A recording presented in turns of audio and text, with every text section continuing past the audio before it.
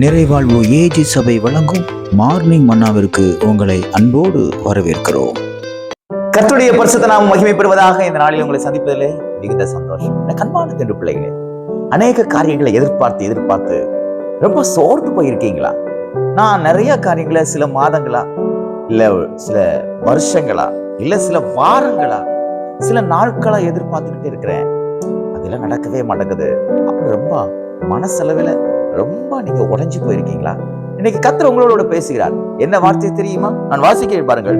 எரேமியா எழுதின தீர்க்கதரிசன புத்தகம் 29ஆம் அதிகாரத்துல 11வது வார்த்தையினுடைய முதல் பகுதி இப்படியாக சொல்கிறது: நீங்கள் எதிர்பார்த்திருக்கும் முடிவை உங்களுக்கு கொடுக்கும்படி.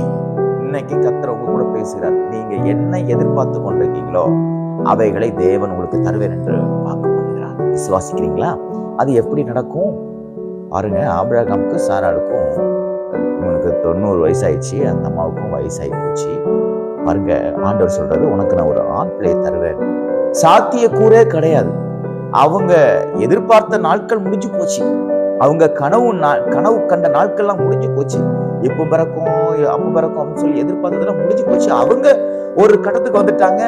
இதுக்கு மேல இதுல ஒண்ணுமே செய்ய முடியாது, இதுதான் நம்ம லைஃப்னு சொல்லிட்டு பாருங்க, சாராள் கூட மனசு மாறி தன்னுடைய கணவனுக்கு இன்னொரு திருமணத்தை முடிச்சு வைக்கிறோன்னு அவ பிளான் எல்லாம் பண்ணி எல்லாமே செஞ்சு முடிச்சுட்டா. ஆனா பரலோகம் முடிவு பண்ணல, தேவன் முடிவு பண்ணல.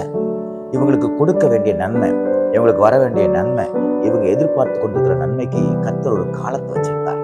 அது அவங்க சரீரத்துக்கு ஒத்து போகல, அது வயசாகி போச்சு, சூழ்நிலை வித்தியாசமா இருக்கு, அதனால கிடைக்காது அப்படின்னு கிடையாது. நன்றாக புரிந்து கொள்ளுங்கள். நீங்கள் என்னென்ன காரியங்களை எதிர்பார்த்து கொண்டிருக்கீங்களோ அந்த எதிர்பார்ப்பை கர்த்தர் நிச்சயமா நிறைவேற்றி கொடுப்பார். அதை இன்றைக்கு நிறைவேற்றி கொடுப்பார். நீங்க உங்க படிப்பு விஷயமா எதிர்பார்த்து கொண்டிருக்கலாம், உங்க குடும்பத்துல சில நல்ல விஷயத்துக்காக எதிர்பார்த்து கொண்டிருக்கலாம், உங்க வேலைக்காக சில காரியத்துக்கு நீங்க எதிர்பார்த்து கொண்டிருக்கலாம். அவைகளை தேவன் நீங்கள் எதிர்பார்த்திருக்கும் முடிவை உங்களுக்கு கொடுக்கும்படி உங்க மேல அவர் ரொம்ப கரிசனை உள்ளவனா இருக்கார். விசுவாசிக்கிறீங்களா? கர்த்தர் ஆபிரகாமுக்கும் சாராளுக்கும் என்ன வாக்கு பண்ணியிருந்தாரோ, அவங்க என்ன எதிர்பார்த்து கொண்டிருந்தாங்களோ அந்த எதிர்பார்ப்பை 100 வயசுல கர்த்தர் நிறைவேற்றி கொடுத்தார். எனக்கு அன்பான திரு பிள்ளைகளே, விசுவாசிக்கிறீங்களா? அவரால கூடாத காரியம் ஒன்றுமே இல்லை.